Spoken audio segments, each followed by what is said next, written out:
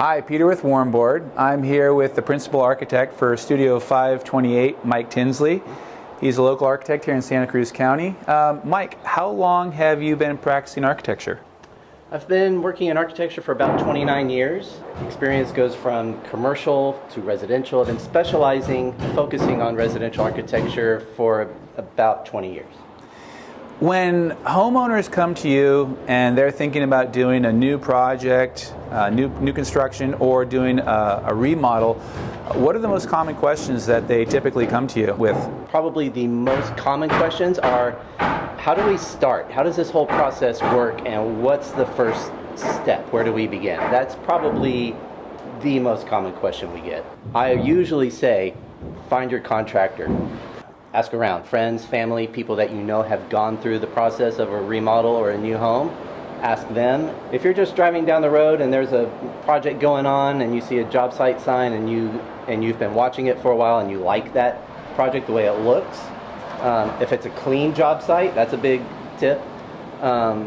You can either just walk right on the site and ask whatever worker is there, hey, who's the builder, if there's not a sign out front. Mm-hmm. The other tip is if there's a project in your neighborhood that you like or that you've seen driving around somewhere else, you can usually contact the building department and give them the address and ask and find out that way who the builder was, and contact them. And just, when an owner calls a contractor, just say, hey, I saw this project that you guys did, I really like it, we're considering a project, can we get together and discuss it?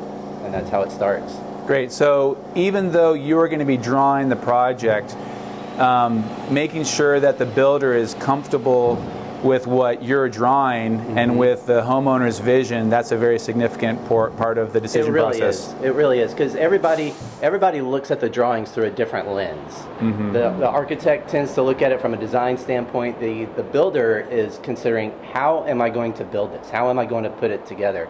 And so as we go through the design process, having that input of, if we adjust this, we can save money here, or if we adjust this, we can build it this way, or that input is really, really valuable. Getting a contractor is a great first step for a homeowner. But say the homeowner has some vision that they're trying to communicate to you. How do they do that? How do they kind of say, hey, here are all these pictures, these thoughts, these new products that I've heard about. I want to incorporate them mm-hmm. into my build. Sure. How is the best way for them to bring that to you? And then as an architect, what do you do with that? Architecture is an interesting process. And usually by the time someone contacts an architect, they've actually been thinking and dreaming of this project probably for years. Yeah. So most likely there's a Pinterest board or a house idea board, or there's websites out there to go for inspiration mm-hmm. that weren't there 10, 15 years ago. Back in the day it was all magazine clippings. Yeah. And clients would bring binders of magazine clippings. Now it's House, Pinterest. What we've actually developed at Studio 528 is a questionnaire. Okay. And it's different for a remodel or versus a new home, depending on what the scope of the project is. And in that questionnaire are questions like, how do you want your house to feel when you're having your housewarming dinner party? What do you want to hear your guests saying about the house? Mm-hmm. How do you want the house to function at holidays, family gatherings, celebrations? How does it work? How does your daily flow of life happen when you come home from, with all the kids from soccer practice or whatever? What happens with all the gear? How does that, when you come home from the grocery store, how does all that function? And all that is outlined in a questionnaire we have. And actually one of our questions is, what would be considered a miss? What would, if you got in your home, and what would be something that would be what you would consider a fail? Because we want to avoid that just as much as we want to accomplish the goal. Technology is moving so fast. So really the clients are, it's almost like the clients are at the ones that are at the cutting edge. They know more than you do. Yeah. For sure, because it's just impossible to keep up with all of it. Yeah. Anything that can connect to the internet mm-hmm. is evolving so quick, whether it's home automation for climate control or lighting or anything you can imagine, home entertainment. It's all moving very, very quickly. So anything that the client has seen, we're open to incorporating and seeing how it would fit and how it would work with ultimately, it's all about making the client's life and experience of being in the home easier and better. We've actually had clients say, I don't want any home automated controls. I just want to walk in and flip the light switch and have it work. Other clients want to control everything from their iPad. So it really is client driven. Being in the radiant world that I'm in, my question for you would be, how do most of your clients choose to heat their homes, or what are those conversations like when they talk about heating? Sure. So a lot of times those questions will revolve around budget. Okay. The first question is, do you want to have a forced air unit, or what are your thoughts regarding radiant? And then we'll have a conversation around what are the benefits of radiant, and a lot of it revolves around those comfort things that we discussed earlier. That level of comfort is amazing, to be able to sit in a home, and like we are right now, we're looking at this beautiful ocean on a beautiful sunny day, and to be able to enjoy that, right, and not have to contend with your heating system or something else, right, is something that I hear on the back end with clients.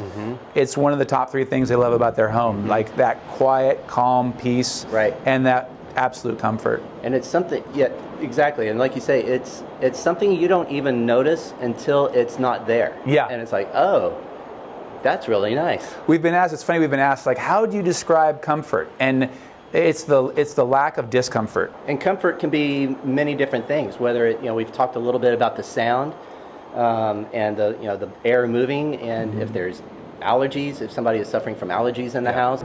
And I've talked to so many clients who say that, when it comes down to all the things they love about their home, having a comfortable home, having each room not only look beautiful, but be extremely comfortable, really places a high value. And sometimes I do agree with you. I don't think that sometimes clients walking into a new project take the comfort level of their home into the equation. Right. But after everything is built and they move in, they really realize, oh my gosh, this room is uncomfortable, or it's super comfortable. Right. And so being able to kind of help them see things that maybe they weren't thinking through, encourage those and incorporate those into a build, gets you a lot of referrals and a lot of kudos on the back end, doesn't it? Right. It does. And there's a lot of little nuances within a house that clients will appreciate without even realizing that was something that they wanted. Yeah. We've all heard the example of, you can hear the quality in a car door when you close it, like the Mercedes makes that chunk sound versus an economy car that doesn't. Yeah. Homes are the exact same way. When you open the entry door and when you close the door, does it actually latch and close and feel solid and closed? There's a noticeable difference there, than that the clients, they'll appreciate it without it necessarily being on their wish list necessarily. So how would you deal with someone who is coming to you and they're bringing what we offer, Warmboard comfort system, to the marketplace? What's your process as an architect in incorporating that into a build? Sure. So I try to approach everything from a client perspective. So I'm really trying to have empathy from the client's point of view. What's going to make their build easier? What's going to make their life easier, feel better? And anytime as an architect, I can bring a company to the table, whether they're somebody like Warmboard or a contractor that I know is going to fit their bill and is going to make the experience that much better. It really gives me a level of comfort for the project moving forward. So, Mike, I've really enjoyed our conversation today. If someone wants to reach out and get a hold of you and they'd like to talk to you about drawing their home, sure, whether it's a renovation or a new home, what's the best way for them to get a hold of you?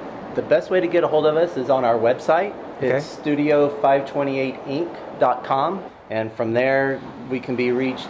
Phone number, email, our social media connections are on there. That's the way to get a hold of us. Great. Yeah, and if you're interested in getting a hold of us at Warmboard and talking about getting radiant in your house, you can reach us at warmboard.com. We have outside salesmen all around the U.S. and Canada. We can have them get in touch with you if you just leave your contact information on our website, or you can call us at our 1-800 number that's on our website as well. So check us out at warmboard.com.